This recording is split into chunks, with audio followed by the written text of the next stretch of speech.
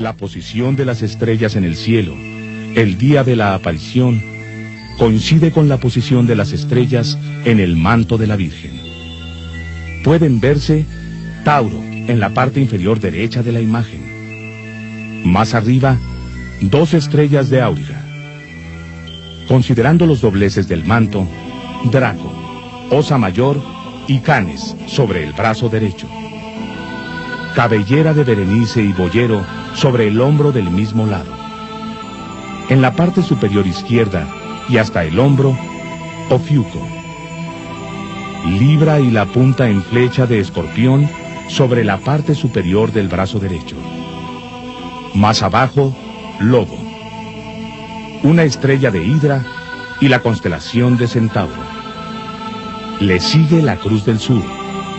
Y solitaria, entre los últimos dobleces del manto, en el sitio que le corresponde, vemos a Can Menor. El estudio incluye también las constelaciones que no aparecen con estrellas en la imagen, pero que al colocarlas dentro de la composición, en el lugar que les correspondería, marcan un sitio cargado de significación. Tauro en el occidente, donde el manto pareciera dar vuelta. Gemelos aparecería sobre el manto a la altura de los muslos. En el anverso del manto, 2 estrellas de Hidra. Virgo, hacia el este, sobre el regazo y las manos de la Virgen. La corona boreal, que coronaría la frente de Guadalupe. El gigante Orión, en el ángel que la sostiene. Y el león, sobre el vientre preñado de la Virgen. Otro detalle significativo, que de hecho implicó la dificultad principal del estudio, es que la posición de las estrellas y su agrupación por constelaciones en el manto no aparecen con una visión geocéntrica, es decir, con una perspectiva desde la Tierra, sino que las estrellas aparecen invertidas, como si fueran vistas desde afuera de la bóveda celeste. Otro de los enigmas que llama poderosamente la atención es el relacionado a la naturaleza de la imagen guadalupana. Por principio de cuentas, la única imagen mariana del mundo que no se atribuye a la creación humana. Es decir, todas las demás imágenes de María son producto de alguna descripción a partir de la cual se creó una obra artística realizada con manos e inspiración humanas. En cambio, a la imagen guadalupana se le atribuye un origen divino. Conozcamos algunas características de la imagen que efectivamente resultan inexplicables aún a la luz de la ciencia del siglo XX. Juzgue usted. La imagen se encuentra plasmada sobre la tela de un ayate, prenda de vestir que los indígenas usaban tanto para abrigarse como para cargar objetos. El ayate está manufacturado de ixtle, fibra de un maguey de la especie Agave popotule, un material sumamente tosco y rudimentario, cuyos filamentos no estaban enteramente limpios y que también se usaba para fabricar cordones o mecates.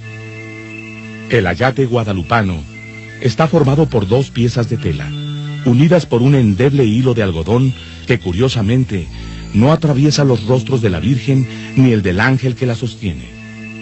Es asombroso, pero el entramado del tejido forma parte de los trazos de la imagen, como puede verse en estas tomas de la comisura izquierda en la boca de la Virgen, o en la pupila del ojo izquierdo, cuyo centro oscuro y profundo coincide con una pequeña abertura del tejido.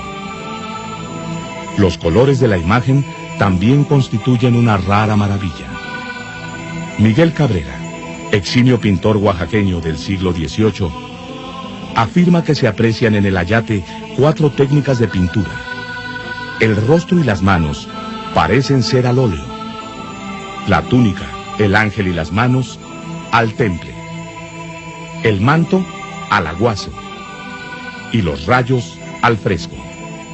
Combinación, añade el pintor, jamás intentada por artista alguno. Y mucho menos sobre una superficie de tal rudeza que no muestra señales de aparejo o preparación alguna. El profesor Francisco Camps Rivera, de Barcelona, experto en pintura, reconocido mundialmente, examinó la tilma en 1954 y 1963 y afirmó que no pudo encontrar huellas de pincel, ni que la tela haya sido preparada para pintarse. Añade que ningún artista hubiera escogido, para ejecutar una obra de tal magnitud, una tela o lienzo de la calidad del ayate, y mucho menos con una costura justo en pleno centro. Pero además, existen otros enigmas en torno al ayate. Por ejemplo, en 1846, mientras era limpiado el marco de plata que resguardaba a la imagen, se derramó ácido nítrico sobre la tela. De acuerdo a una reacción química conocida como xantoproteica, el ácido normalmente debió producir un color amarillo sobre las fibras, deshaciéndolas poco a poco. Sin embargo, hoy en día puede verse, en el ángulo superior izquierdo, la mancha que dejó el ácido nítrico. De acuerdo al análisis de los doctores en criminología, Ernesto Sodi Pallares y Roberto Palacios Bermúdez, hay dos fenómenos que no tienen explicación: que el ayate no se deshizo y que las manchas de la reacción xantoproteica se están borrando poco a poco. Otro hecho que llama la atención de muchas personas es el atentado que la imagen sufrió el 14 de noviembre de 1921. Un obrero, de nombre Luciano Pérez, colocó dinamita entre las flores del altar mayor. La explosión destruyó las gradas de mármol, los candeleros, todos los floreros, los vidrios de la mayor parte de las casas que rodeaban a la basílica, e incluso provocó que se doblara un Cristo de latón que estaba junto a la Virgen. Por razones inexplicables, no se quebró el cristal de la imagen. El ayate permaneció intacto. La forma como se ha conservado la imagen original también llama poderosamente la atención. Durante 116 años, el ayate, cuyas fibras vegetales son biodegradables, estuvo sin la protección de un cristal, expuesta a las emanaciones de velas, cirios, veladoras y más de 70 lámparas que ardían frente a ella.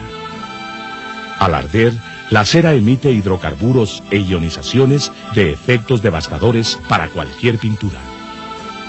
Una sola vela emite 600 microwatts de luz ultravioleta. Si multiplicamos este número por la cantidad de velas que han iluminado a la Virgen durante 460 años, sin un cristal que filtre o disminuya la radiación ultravioleta, es difícil comprender cómo la imagen ha podido sobrevivir. El exceso de estos rayos rápidamente deja sin color a la mayoría de los pigmentos, orgánicos o inorgánicos, y en especial a los tonos azules. La imagen además estuvo expuesta al salitre de los lagos que circundaban al cerro del Tepeyac.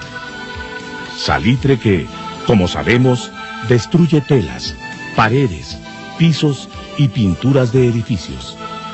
Asimismo, estuvo expuesta al frotamiento de un sinnúmero de estampas, lienzos, láminas, medallas, rosarios, muletas, bastones, escapularios y manos que tocaban a la Virgen. Aun si estuviera hecha de bronce, la imagen ya se podría encontrar borrada, rota o asolada.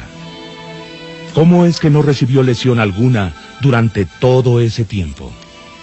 Inexplicable.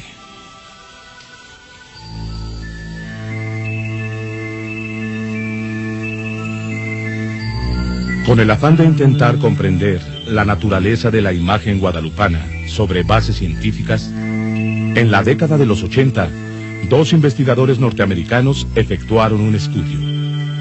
Ellos son Jody B. Smith, profesor de Filosofía de la Ciencia y la Estética, con maestría en arte por la Universidad de Miami y colaborador de la NASA en el análisis de la sábana de Turín. El otro es Philip Callahan, biofísico de la Universidad de Florida y también colaborador de la NASA, solo que en su caso para el estudio de insectos enviados a la Luna. El trabajo de estos investigadores consistió en la toma de fotografías en infrarrojo a 8 centímetros de la imagen de la Virgen, técnica que se emplea en los estudios críticos de las pinturas antiguas, aunque no tiene la seguridad resolutiva de las pruebas químicas hechas en laboratorio.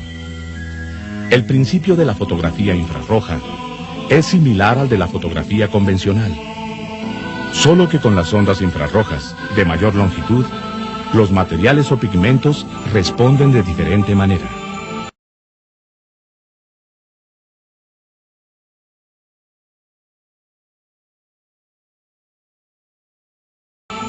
Las conclusiones a las que Smith y Callaghan llegaron son desconcertantes. Por un lado, afirman que los principales elementos de la figura central, esto es, la túnica rosa, el manto azul, las manos y el rostro, son inexplicables. Dicen que a través de la técnica de fotografía infrarroja, no hay manera de explicar el tipo de los pigmentos ni la brillantez de los colores tras 4 siglos y medio. No hay trazos ni preparación subyacentes, ni barniz aplicado sobre la pintura. Y que la misma trama de la tela es aprovechada para dar profundidad a la imagen. No existe decoloración ni agrietamiento de la figura guadalupana en ninguna parte del ayate, el cual, por carecer de empaste, debió deteriorarse hace cientos de años. De acuerdo a los norteamericanos, con la técnica infrarroja, no hay explicación posible de la imagen. De esta forma, según Smith y Callaghan, la parte inexplicable de la imagen es lo que se aprecia en estos momentos. Simplemente la imagen de María, tal como se veía ante los hebreos y judíos, sin los elementos que dan sentido a las apariciones, sin responder al momento histórico y espiritual en el que surgió la imagen. Aunque los norteamericanos reconocen y subrayan la inexplicable naturaleza de la imagen de la Virgen, por un lado, la fotografía infrarroja, aun con su importancia científica, es una prueba basada en interpretación visual, que no tiene la capacidad absoluta de determinar la composición química de los pigmentos. No al menos con la resolución de un análisis químico, de laboratorio, como el realizado por el Premio Nobel de Química en 1938, Richard Kuhn. Este científico alemán efectuó un análisis químico de los colorantes de 2 fibras del ayate, una roja y una amarilla. Su dictamen fue que en las fibras analizadas no existen colorantes de origen vegetal, animal o mineral. La imagen guadalupana está plasmada bajo los principios de lo que en pintura se conoce como composición dorada o proporción áurea. En las principales culturas antiguas, asirio-babilónica, egipcia y griega, el ideal de la armonía y equilibrio se expresó con este principio estético, que se encuentra en las obras de casi todos los grandes artistas: Da Vinci, Miguel Ángel, Donatello y Vitruvio, entre muchos otros. La proporción dorada se define como la correspondencia armónica y exacta entre las partes con el todo. Igualdad de 2 razones geométricas. Relación de magnitudes, espacios o volúmenes, girando en torno a una recta dividida a su vez por una línea áurea. Se le conoce como la más bella entre todas las proporciones generadoras de analogía. Número divino, que coordina la estructura, la forma y el ritmo en dimensiones algebraicas, trazando líneas de fuga, ángulos dorados, diagonales y segmentos de estética proporción. Una forma de composición que en la naturaleza se encuentra en las galaxias, los vegetales y el desarrollo celular. Puede advertirse que desde lo cósmico hasta lo pictórico, todo cumple una función específica en la imagen de Guadalupe. Una obra perfecta en todos los sentidos, en su significado, en su magnitud espiritual y material, en sus efectos.